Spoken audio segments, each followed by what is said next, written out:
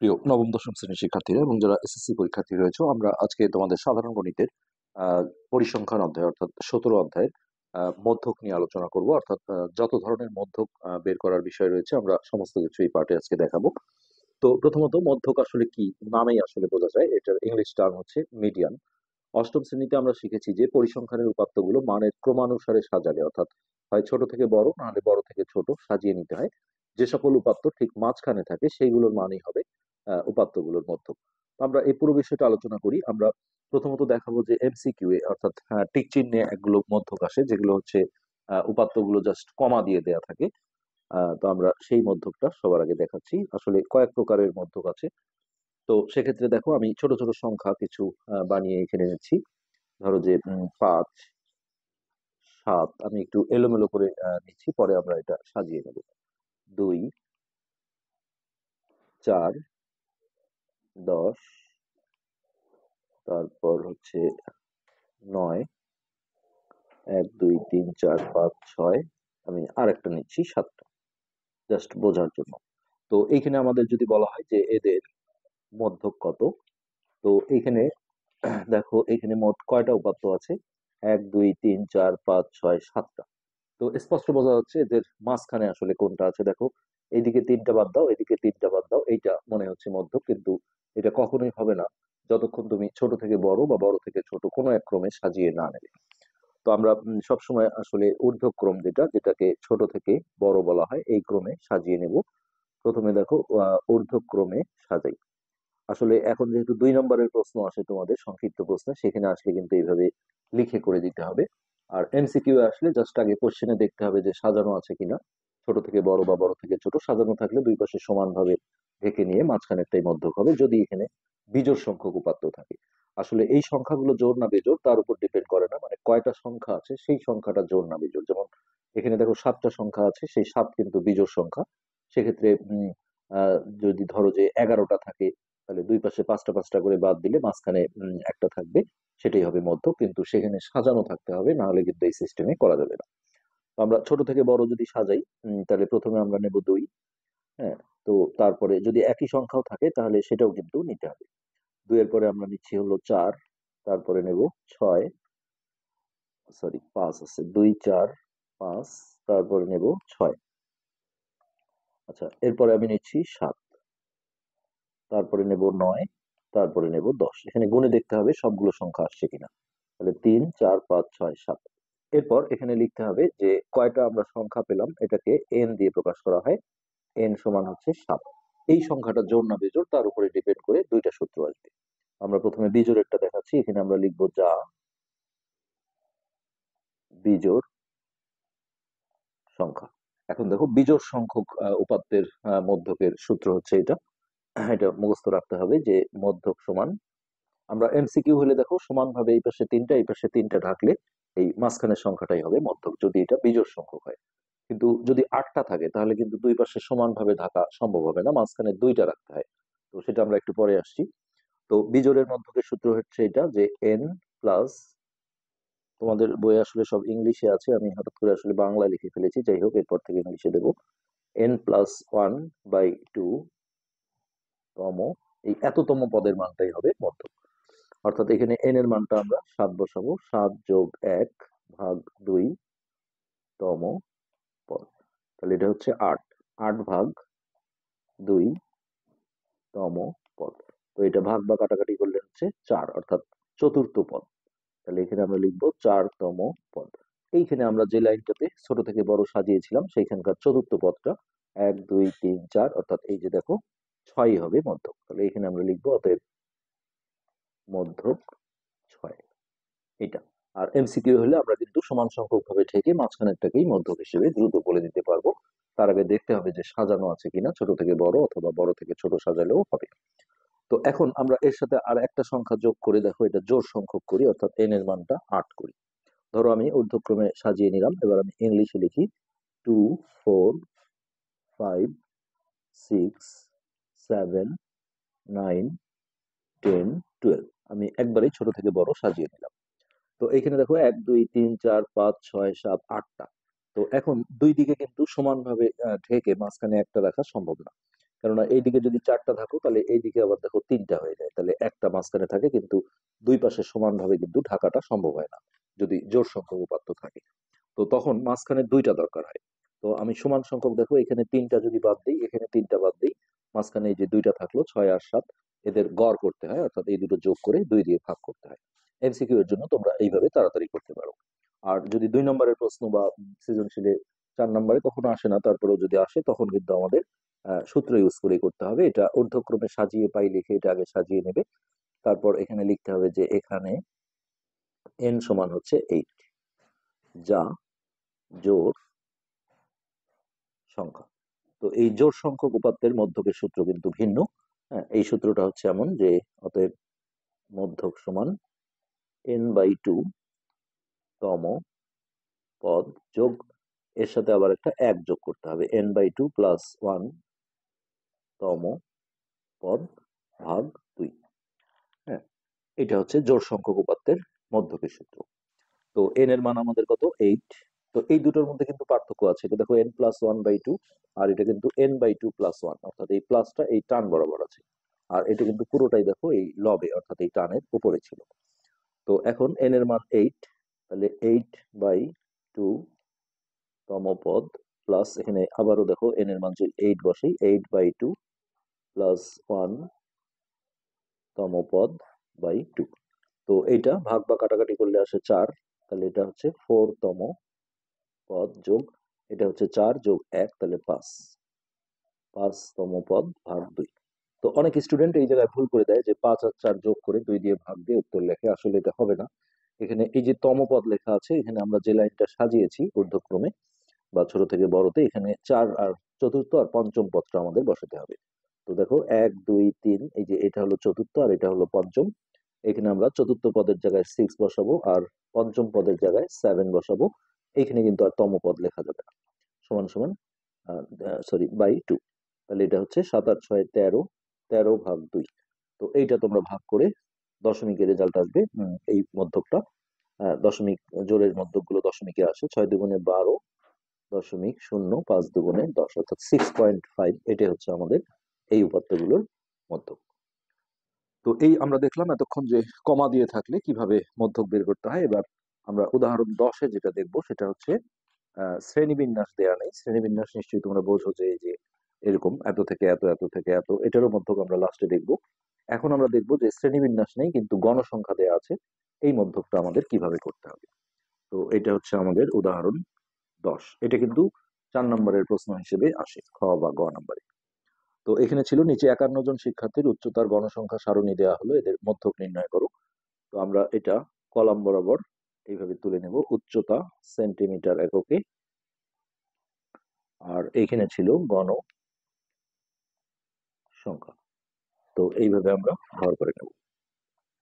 তো উচ্চতা এখানে দেয়া ছিল 150, এইটার গণসংখ্যা ছিল 4। আচ্ছা, তারপরে 155, হ্যাঁ, এই উচ্চতা ছিল 6 জনের। এরপর আছে 160, 160 এটা হচ্ছে গণসংখ্যা 12। এরপর হচ্ছে 165, এর গণসংখ্যা হচ্ছে 16। এরপর 170, গণসংখ্যা হচ্ছে 8। আর লাস্টে ছিল 175, এর গণসংখ্যা হচ্ছে 5। তো এই, তো এখন মনে রাখতে হবে যখন গণসংখ্যা দেয়া থাকে, হ্যাঁ, তখন যদি মধ্যক চায় তাহলে এখানে আমাদের বাড়তি একটা ঘর করে নিতে হয়। এটাকে বলা হয় ক্রমযোজিত গণসংখ্যা, কিউমুলেটিভ ফ্রিকোয়েন্সি বলে ইংলিশে, বা সংক্ষেপে তোমরা যোজিত গণসংখ্যাও লিখতে পারো। ক্রমযোজিত গণসংখ্যা, এটা কেন লাগবে আমরা পরে দেখাচ্ছি। তার আগে এইখানে গণসংখ্যার একটা টোটাল, মানে এটা মোট করে নিতে হয়। তো উপরে যেহেতু বলাই আছে 51 জন, তাহলে এটা যোগ করে 51ই আসবে। 6 4 10, 11 12, 12 8 18, 18 18 19 20 21 22 23 24 26 27 28 29 30 31, এক হাতে 3 4 5 51, এটার মোট দরকার আছে। এখন ক্রমযোজিত গণসংখ্যা দেখো, এই প্রথম গণসংখ্যাটা এটাই হয়, তারপর এইটার সাথে এটা যোগ করে এইখানে বসাতে হয়, একবারে বসিয়ে দেবে। তারপরে এইটার সাথে এটা যোগ করে এখানে বসে, 12 আর 10 হচ্ছে 22, তারপর এইটা আর এটা যোগ করে এখানে, তাহলে 6 আর 2 8, 2 আর 1 3, 38, 38 আর 8 যোগ করে এখানে 39 40 41 42 43 44 45 46 46, এরপর এইটা আর এটা যোগ করে এখানে 46, 47, 48, 49, 50, 51। হ্যাঁ, এখানে একটা শুদ্ধি পরীক্ষা আছে। দেখো গণসংখ্যার যেটা টোটাল, অর্থাৎ এই যে 51 আসছে, এটা ক্রমযোজিতর শেষ ঘরে কিন্তু এই সংখ্যাটা আসতে হবে, তাহলে তোমরা বুঝবে যে মাঝখানের গুলো সঠিক আছে। ওকে, এখন আমরা দেখো জোড় বেজোড়ের নিয়মেই যাব। এখন এন এর মান ধরতে হবে এইটা, গণসংখ্যার সমষ্টিটা। তাহলে আমরা লিখবো এন সমান 51। তারপরে আমরা জোড় বেজোড়ের হচ্ছে যে সূত্রে চলে যাব, যা বিজোড় সংখ্যা। তো এটা যদি জোড় আসতো তাহলে আমরা এখানে লিখতাম যা জোড় সংখ্যা, তারপরে জোড়ের যে মধ্যকের সূত্র আছে সেই সূত্রটা আমাদের এখানে ইউজ করতে হতো, যেটা উদাহরণ 11-তে কিন্তু রয়েছে, আমরা দেখবো পরে। যা বিজোড় সংখ্যা। এখন আমরা বলবো অতএব মধ্যক, বিজোড়ের যে মধ্যকটা আছে সেই সূত্রটা লিখতে হবে। n প্লাস 1/2 তম পদ, এই এততম পদের মানটাই হচ্ছে মধ্যক। অর্থাৎ এখানে n এর মান যদি আমরা 51 বসাই, তাহলে 51 প্লাস 1/2 তম পদ, অর্থাৎ 52/2 তম পদ, মানে হচ্ছে 26তম পদ। 26তম পদ। এখন দেখো এই 26তম পদ আমি কিভাবে বের করব?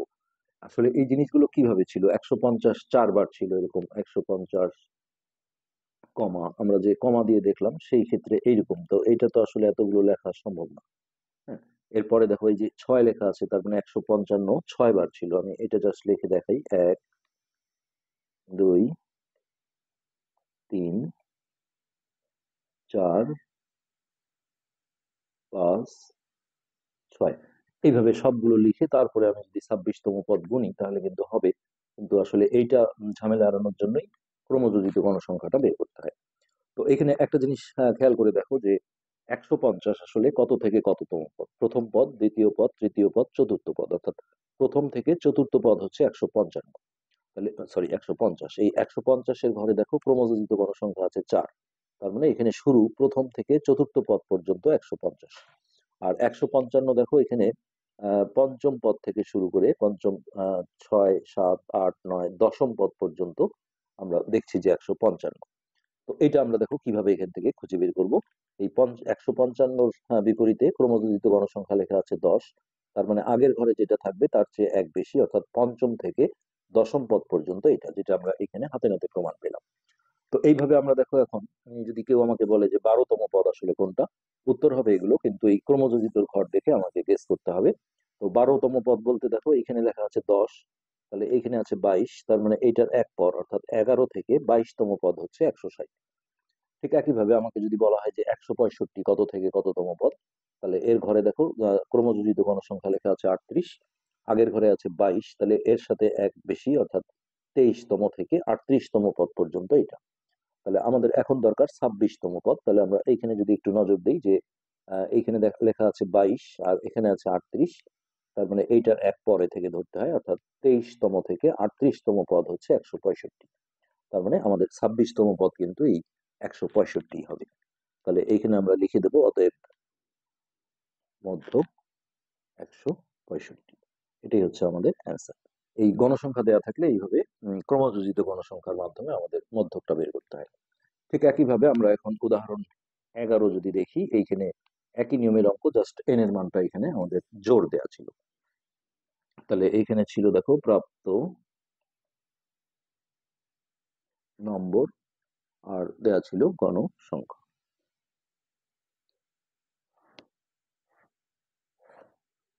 ওকে, তাহলে প্রাপ্ত নম্বরে আছে 40,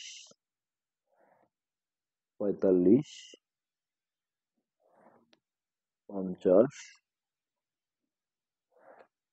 55, তারপর 60, তারপর 70, 80,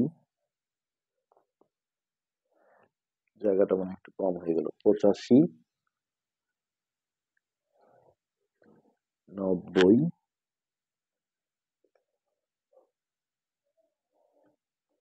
95, লাস্টে ছিল 100। ওকে, আর এই গণসংখ্যাগুলো ছিল এখানে 2 4 4 3 7 3 7 10, তারপর দেয়া আছে 16 6464331 তো এখানে গণসংখ্যার সমষ্টি উপরে বলা আছে 60, আমরা এখানে দেখো 60 লিখে দিলাম। তাহলে এখন আমরা এইখানে ক্রমযোজিত গণসংখ্যাটা বের করে নেব। ক্রমযোজিত গণসংখ্যা, সরি লেখাটা উপরে লিখতে হতো, এইখানে ক্রমযোজিত গণসংখ্যা। তাহলে প্রথম গণসংখ্যা যেটা ছিল 2, এটা 2ই থাকবে। তারপরে দেখো এই দুটো যোগ হয়ে 4 আর 2 6, 6 আর 4 যোগ হয়ে এখানে 10, 10 আর 3 যোগ করে 13, 13 আর 7 যোগ করে 20, 20 আর 10 যোগ করে 30, 30 আর 6 যোগ করে 46, তারপরে 46 আর 6 যোগ করলে 52, তারপরে এর সাথে 4 যোগ করলে 56, তারপরে এর সাথে 3 যোগ করলে 56, 57, 58, 59, আর লাস্টে 59 আর 1 যোগ করলে 60। দেখো এখানে টোটাল যে 60 ছিল, এটি কিন্তু ক্রমযোজিত শেষ ঘরে চলে আসবে। এখন এইখানে n এর মান হচ্ছে আমাদের 60। আমরা আসলে পেজটা উল্টাচ্ছি না, এখানে আমরা লিখব n সমান 60, যা জোড় সংখ্যা। এরপরে আমরা জোড়ের যে মধ্যকটা পড়েছি সেই সূত্রে চলে যাব। মধ্যক সমান হচ্ছে n/2 তম পদ প্লাস n/2 প্লাস 1 তম পদ বাই 2। আচ্ছা, এখন n এর জায়গায় আমরা 60 বসালে এখানে হবে 60/2 তম পদ প্লাস এখানে আবারও 60 বসাই, 60/2 প্লাস 1 তম পদ বাই 2। তাহলে এটা ভাগ দিলে হচ্ছে 30, তাহলে 30তম পদ প্লাস এটা সবসময় এক বেশি হবে, এটা হচ্ছে এটা 30 আর 1 31, তাহলে 31তম পদ ভাগ 2। এখন আমরা এই কর্মযোজিতর ঘর থেকে 30 আর 31তম পদটা খুঁজে বের করবো। তো এইখানে দেখো 30 লেখা আছে, তার মানে এর আগের ঘরে লেখা আছে 20, তার মানে এর চেয়ে এক বেশি, অর্থাৎ 21তম পদ থেকে 30তম পদ হচ্ছে 70। তাহলে আমরা 30তম পদ কিন্তু পেলাম কত, 70। আচ্ছা, এবার 31তম পদ দেখো এই যে এইখানে চলে আসবে। এখানে যেহেতু 30 আছে, তাহলে এর এক পদ থেকে ধরতে হয়, অর্থাৎ 31 থেকে 46তম পদ পর্যন্ত হচ্ছে 80। তাহলে 31তম পদে আমরা 80 বসাবো, ভাগ হচ্ছে 2। এবার এই দুটো যোগ করে আমরা 2 দিয়ে ভাগ দিলে যেটা হবে, এটা যোগ করে হচ্ছে 150 ভাগ 2, তাহলে 75। এটাই হচ্ছে আমাদের এই কোশ্চেনের অ্যান্সার, অর্থাৎ মধ্যক হচ্ছে 75। তো এই এরপরে আমরা যেটা আজকের পার্টে লাস্ট যেটা দেখব সেটা হচ্ছে শ্রেণীবিন্যস্ত উপাত্তের মধ্যক, অর্থাৎ যখন এইরকম শ্রেণী দেওয়া থাকবে তখন আমরা মধ্যক কিভাবে বের করব। তো এটার জন্য আমাদের প্রথমেই সূত্রটার সাথে পরিচিত হতে হবে। এখানে মধ্যকের যে সূত্রটা আছে আমরা সেইটা আগে একটু আলোচনা করে নিই। তো এখানে সূত্রটা দেখো, মধ্যক সমান, এটা কিন্তু একদম ডিফারেন্ট, এতক্ষণ আমরা যেটা করলাম, L plus n/2 minus FC bracket এখানে গুণন এইচ ভাগ হচ্ছে এফএম। তো এইখানে দেখো প্রতীক দিয়ে লেখা আছে, আমাদের প্রতীকটা প্রতীকের মিনিং গুলো জানতে হবে, অঙ্ক করতে গেলেও এটা দরকার হয়। তো এলটা হচ্ছে মধ্যক শ্রেণীর নিম্ন সীমা, লোয়ার থেকে এল কথাটা আসছে। তো কিভাবে আমরা মধ্যক শ্রেণী পাবো, আসলে এখানে তো অনেকগুলো শ্রেণী আছে, এটা একটা শ্রেণী, এটা একটা শ্রেণী, তো আমরা সেটা অঙ্ক করার সময় দেখবো যে কোনটা আসলে মধ্যক শ্রেণী। আমাকে কেউ যদি বলে যে এটা মধ্যক শ্রেণী, তাহলে এইটা হবে এল এর মান, অর্থাৎ এইটা নিম্ন সীমা বলে, এটা উচ্চ সীমা বলে। যদি এটা মধ্যক শ্রেণী হয় তাহলে এই যে 48 নিম্ন সীমা, এটা হবে এল এর মান। ওকে, তাহলে এলটা আমরা চিনলাম। আচ্ছা, এবার দেখো এই যে এটা কিন্তু বড় হাতের এফ, এফসি, এই ক্রমযোজিত গণসংখ্যাকে বড় হাতের এফ দিয়ে প্রকাশ করে। তো এই এফসিটা হচ্ছে মধ্যক শ্রেণীর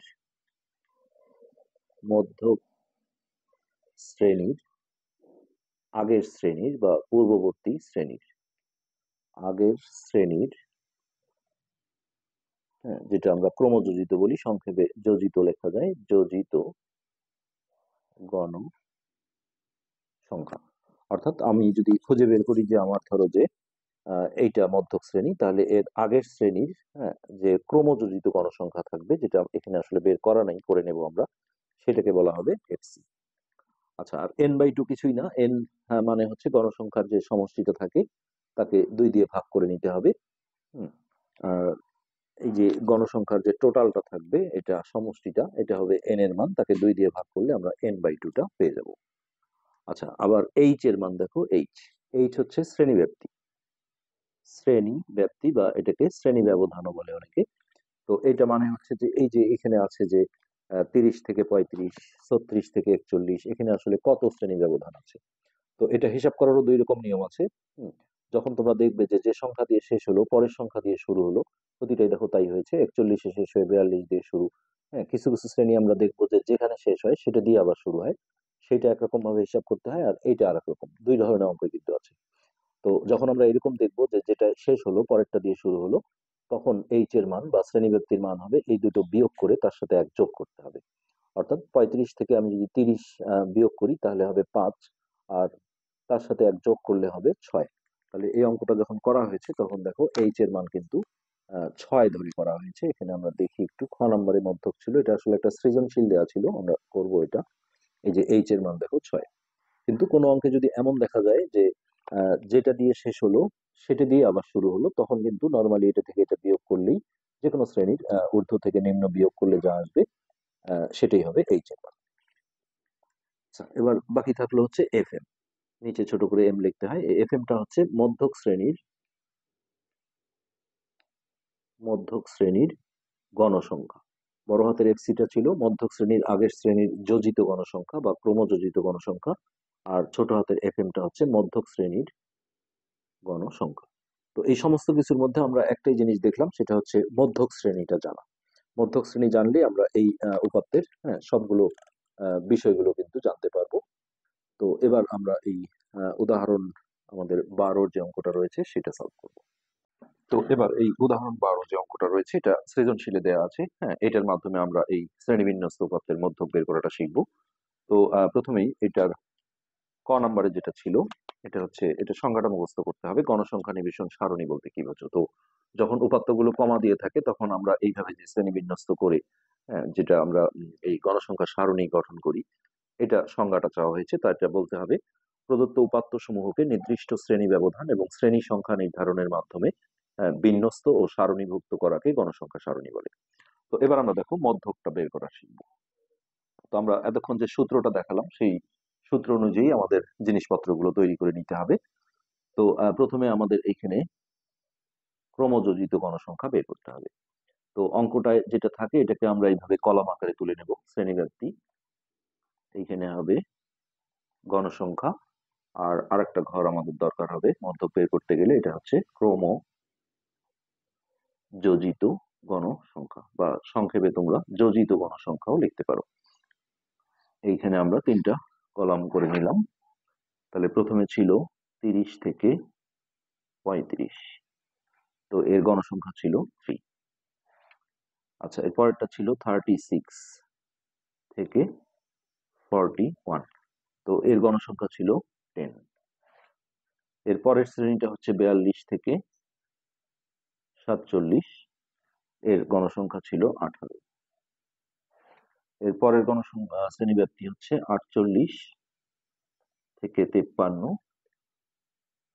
এর গণসংখ্যা হচ্ছে 25। তারপরে 54 থেকে 59, এর গণসংখ্যা হচ্ছে 8। লাস্ট যে শ্রেণীটা ছিল এটা ছিল 60 থেকে 65, এর গণসংখ্যা ছিল 6। এটা, তো এইখানে আমরা গণসংখ্যাটা টোটাল করব, এটাকে বলা হয় এন। হ্যাঁ, তো আমরা যদি এটা যোগ করি, 8 3 11, 12 13 14 15 16, 16 17 18 19 20 21 22 23 24, 24 আর 6 30, এর শূন্য হাতে 3, 4 5 6 7 70। তো ম্যাক্সিমাম তোমাদের বইয়ে যে মধ্যকের অঙ্কগুলো রয়েছে এখানে কিন্তু জোড় সংখ্যা আসে, তবে মাঝে মাঝে বিজোড়ও আসতে পারে। তো সেটার জন্য কি করতে হবে আমরা দেখাবো। তো এখন দেখো ক্রমযোজিত গণসংখ্যা আমরা আগে যেটা শিখালাম যে প্রথম গণসংখ্যাটা এটাই থাকে, তারপর এইটার সাথে এটা যোগ করে এখানে বসে 13, তারপর 13 আর 18 যোগ করে হবে 31, 31 আর 25 যোগ করে 5 আর 6 56, তারপর 56 আর 8 যোগ করে 64, 64 আর 6 যোগ করলে 65 66 67 68 69 70, অর্থাৎ এখানে একটা ভালো শুদ্ধি পরীক্ষা আছে, গণসংখ্যার যেটা টোটাল এটা ক্রমযোজিত গণসংখ্যার শেষ ঘরে আসবে, এটা আসলে তোমরা বুঝবে যে মাঝখানের গুলো ঠিক আছে। ওকে, এখন এখানে সবচেয়ে ইম্পর্টেন্ট কথা যে আমরা যে সূত্রটা দেখলাম এখানে সবগুলো দেখো মধ্যক শ্রেণী প্রয়োজন হয়। তো মধ্যক শ্রেণীটা বের করাই আমাদের প্রথম কাজ। তো মধ্যক শ্রেণী বের করতে গেলে যেটা করতে হয় যে এন এর মান যেটা আছে এন সমান 70, এটা আগে নিতে হবে।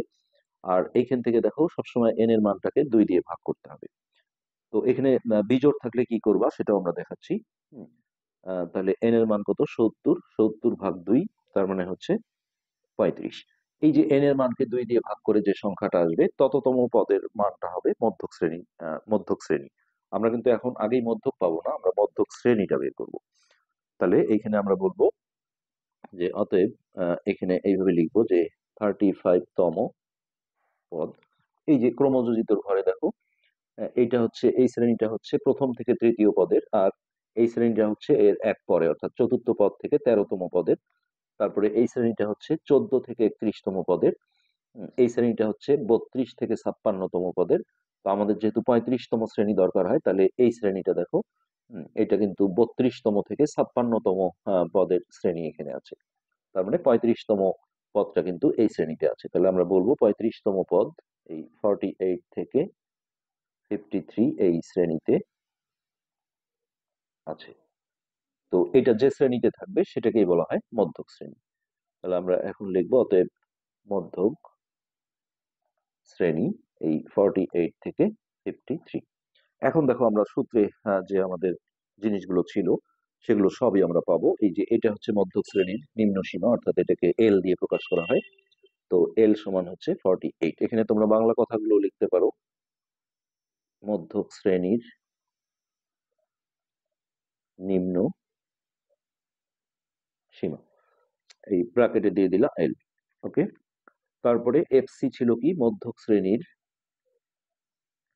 মধ্যক শ্রেণীর আগের বা পূর্ববর্তী লেখা যায়, আগের শ্রেণীর ক্রমযোজিত বা সংক্ষেপে যোজিত লিখতে পারো, যোজিত গণসংখ্যা। এটা হচ্ছে এফসি, বড় হাতের এফ। তাহলে দেখো আমাদের মধ্যক শ্রেণী যদি এটা হয়, তার আগের শ্রেণী এটা, তার ক্রমযোজিত গণসংখ্যা অর্থাৎ 31, এটা হচ্ছে আমাদের এফসির মান 31। আর এফ এম হচ্ছে মধ্যক শ্রেণীর গণসংখ্যা, অর্থাৎ যে শ্রেণীটা আমাদের মধ্যক শ্রেণী তার যেটা গণসংখ্যা এটা হচ্ছে এফ এম। এফ নিচে ছোট করে এম, তাহলে এটা হচ্ছে 25। আর এইচ, এইচ হচ্ছে আমাদের শ্রেণী ব্যাপ্তি। তো এই শ্রেণী ব্যাপ্তি বের করতে গিয়ে অনেকে একটা ভুল করে, যেটা আমরা আগে বলেছি যে যে সংখ্যা দিয়ে শেষ হলো, তো যদি তার পরের সংখ্যা দিয়ে শুরু হয় তাহলে শ্রেণী ব্যাপ্তি বের করতে গেলে এটা থেকে এটা বিয়োগ করে এক যোগ করতে হয়। তো 35 থেকে দেখো 30 বিয়োগ করলে 5 হয়, তার সাথে এক যোগ করলে 6, এটা হবে এইচ এর মান। কিন্তু যদি এমন হয় যে যে সংখ্যা দিয়ে শেষ হলো এটা দিয়েই শুরু হলো, তাহলে কিন্তু শুধুমাত্র যে কোনো শ্রেণীতে এই সর্বোচ্চ থেকে সর্বনিম্ন বিয়োগ করলে সেটা হবে এইচ এর মান। এইচ এর মান ভুল হলে কিন্তু গড়, মধ্যক, প্রচুরক সবই ভুল হয়ে যাবে। তো এখন আমরা দেখো মধ্যকের সূত্রটা লিখবো। মধ্যক সমান এল প্লাস n/2 মাইনাস এফসি গুণন এইচ বাই এফ এম। তো এখন এই মানগুলো বসিয়ে দাও। এল এর মান হচ্ছে 48 প্লাস n/2 হচ্ছে 35 মাইনাস এফসি হলো 31 গুণন এইচ এর মান 6 ভাগ হচ্ছে এফ এম 25। এবার ক্যালকুলেশন করলে আমরা মধ্যক পেয়ে যাব। হ্যাঁ, এটা বিয়োগ করে নাও, 4 গুণন 6 এটা। তো অনেকে এই জায়গায় এসেও কিন্তু ক্যালকুলেশনটা ভুল করে ফেলে, এখানে আসলে যোগের আগে গুণনের কাজটা করতে হবে। তার মানে এই দুটো গুণ করে তার সাথে তাকে এটা দিয়ে ভাগ করতে হবে, অর্থাৎ 4 6 24। তো উপরের সংখ্যাটা আগে চাপতে হয়, 24 ভাগ 25। তো 0.96, তাহলে আমরা এইটা ঠিক রাখবো, 48 প্লাস 0.96। তো এটা যোগ করলে যেটা হবে 48.96, এটা কিন্তু আমাদের মধ্যক। এত সহজ বিষয়। তো এইখানে আমরা যেটা বলছিলাম যে কখনো যদি বিজোড় সংখ্যা আসে, ধরো যে কত 69 আসলো এন এর মানটা, তখনও কিন্তু আমরা n/2 করেই মধ্যক শ্রেণীটা বের করব। তাহলে n/2 করলে কি হবে? 69/2। তো এটা যদি আমরা ভাগ করি 69 ভাগ 2, তো এটা 34.5। তখন আমরা এই জায়গাটা লিখবো 34.5, অর্থাৎ 34 পার হয়ে আরো গেছে, অর্থাৎ এই শ্রেণীটাই কিন্তু মধ্যক শ্রেণী হবে, কেননা এই শ্রেণীটা দেখো 32 থেকে 56তম পদের শ্রেণী এটা। তো এই একইভাবে তখন আমরা বলবো যে এই 34.5 তম পদটা এই শ্রেণীতে আছে, অন্য কোনো শ্রেণীতেও থাকতে পারে, সেক্ষেত্রে আমরা সেটাকে মধ্যক শ্রেণী বলে এইভাবে অঙ্কটা সম্পন্ন করব। তো এই সৃজনশীলের গ নম্বরে যেটা আছে সেটা হচ্ছে গণসংখ্যা বহুভুজ, যেটা আমরা আগে দেখিয়েছি যদিও। এই যে দেখো, সারণীতে প্রদত্ত উপাত্তের গণসংখ্যা মানে বহুভুজ অঙ্কন মানে গণসংখ্যা বহুভুজ। তো এটার জন্য হচ্ছে শ্রেণীর মধ্যমানটা বের করতে হয়। তো আবারও দেখো গ নম্বরে গিয়ে এইখানে শ্রেণী ব্যক্তি, তারপরে মধ্যমান, তুমি গণসংখ্যা আগে মধ্যমান পরে তাও করতে পারো, সমস্যা নেই। আর গণসংখ্যাটা এইখানে দিলাম। হ্যাঁ, এখানে কিন্তু আর ক্রমযোজিত গণসংখ্যার প্রয়োজন হয় না। তো এইখানে আমাদের যে শ্রেণীটা ছিল 30 থেকে 35 এর গণসংখ্যা ছিল 3। 36 থেকে 41 এর গণসংখ্যা ছিল 10। তারপর 42 থেকে 47 এর গণসংখ্যা ছিল 18। তারপরে 48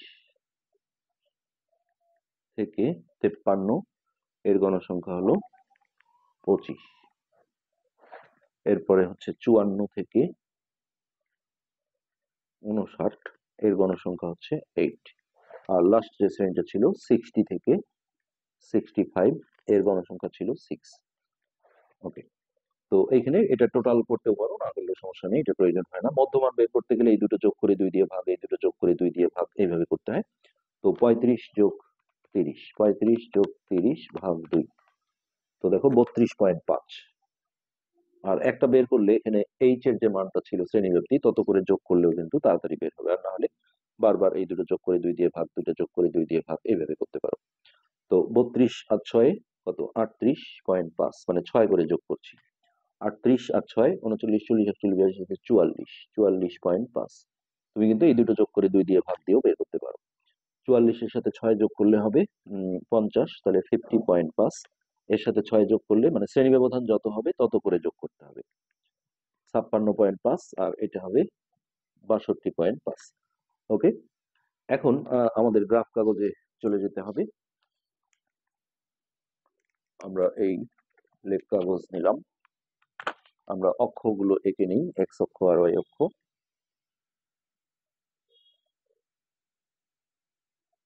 এটা একটু নিচে নিলাম, তোমরা অবশ্যই পেন্সিল ইউজ করে করবে।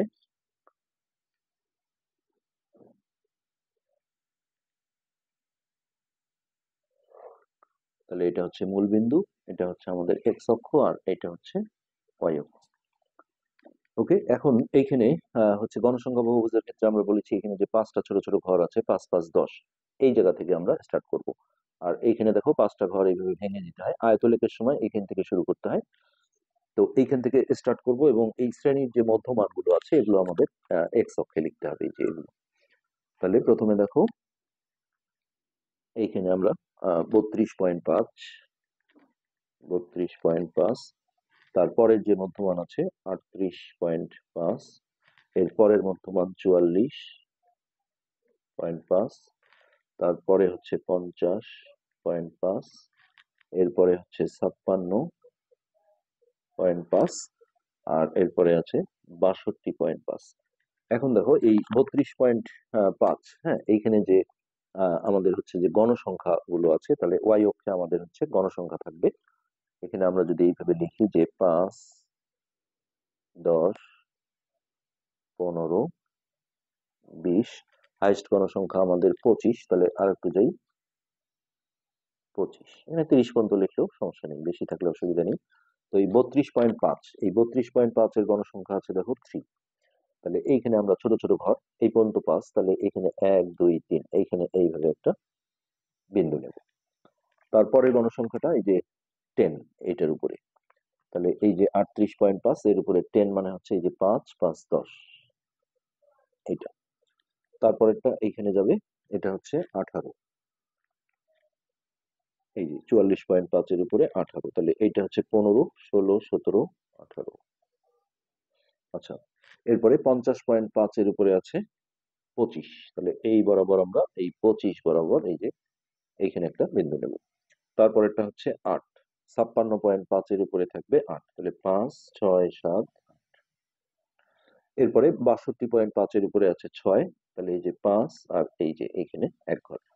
তারপর এটা আমরা ফ্রি হ্যান্ডে এইভাবে যোগ করে দেব, একটার সাথে আর একটা পরপর যোগ করে নেব।